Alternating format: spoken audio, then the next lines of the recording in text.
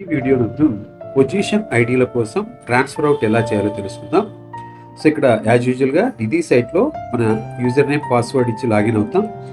HR and payroll నందు ట్రాన్స్ఫర్లో transfer out అనేటువంటి tile ఒకసారి మీరు హెచ్ఆర్ అండ్ పేరోల్ ట్రాన్స్ఫర్స్ అనేటువంటి టైల్లో ట్రాన్స్ఫర్ అవుట్ అనేటువంటిది సెలెక్ట్ చేసుకుంటాం. సో ఇక్కడ మన డిడిఓ కోడ్ ఏదైతే ఉందో అక్కడ సెలెక్ట్ చేసుకొని కంటిన్యూ అని క్లిక్ చేయగానే అందుకు సంబంధించినటువంటి ఆ డిడిఓ కోడ్ కింద ఉన్నటువంటి ఉపాధ్యాయుల పేర్లన్నీ కూడా క్లిక్ అవుతాయి. సో ఇక్కడ హెడ్ మాస్టర్ను మినహాయించి మొదట స్టాఫ్ మెంబర్స్ అందరినీ ఒక్కొక్కరిని మనము ట్రాన్స్ఫర్ అవుట్ చేస్తూ రావాలి. సో అందుకోసం వారి పేరుకు ఎదురుగా ఉన్నటువంటి రైట్ సైడ్లో ఉన్నటువంటి బ్లూ కలర్ లింక్ను క్లిక్ చేసినట్టయితే మనకి ఈ విధమైనటువంటి డైలాగ్ బాక్స్ రావడం జరుగుతుంది. ఇక్కడ మొదట ట్రాన్స్ఫర్ డేటును 31/7/2025గా సెలెక్ట్ చేసుకుంటాం.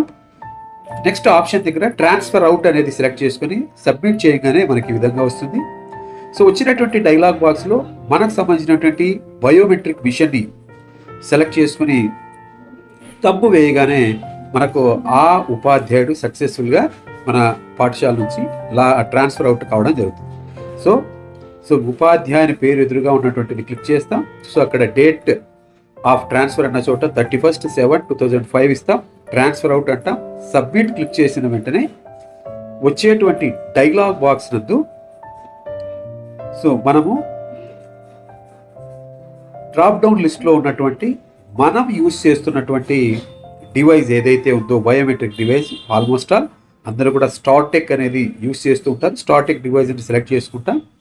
స్టార్టెక్ డివైస్ యూజ్ చేసుకుని ప్రధాన ఉపాధ్యాయులు లేదా డిడిఓ గారు తంబు వేయగానే తంబు బయోమెట్రిక్ మీద ఉంచగానే అది సక్సెస్ఫుల్గా సబ్మిట్ అయిపోతుంది. సో ఈ విధంగా ఒక్కొక్క ఉపాధ్యాయుని మనము ట్రాన్స్ఫర్ అవుట్ చేయవలసి ఉంటుంది. చివరాఖరిలో ప్రధాన ఉపాధ్యాయులు ట్రాన్స్ఫర్ అవుట్ కావాలి. Thank you. One and all. Me Anil tech Guru.